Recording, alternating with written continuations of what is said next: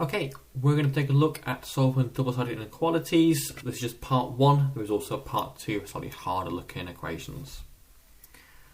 So let's get started. Double-sided inequalities is basically where you've got two inequalities wrapped into one equation. Okay, so remember this means that 4 is less than 2x, which in turn is less than or equal to 8. The way we solve this, we do it the exact same way as a normal equation.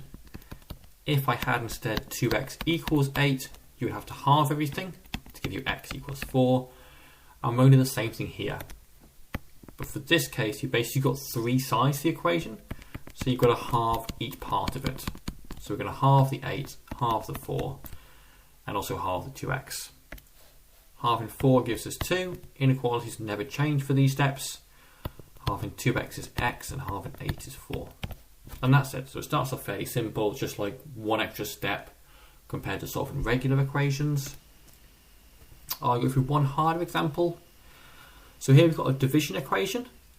And for this, your first step must always try and get rid of the fraction pretty much as soon as possible. The only case you wouldn't get rid of it straight away was if there's like a plus 1 over here. But we don't have that. So our first step is to get rid of the divide by 2.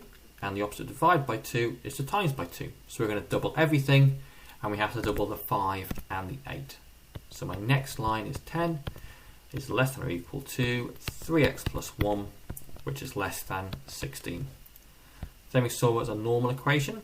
I want to get rid of the plus 1. Opposite of plus 1 is minus 1. So we minus 1 from all three sides.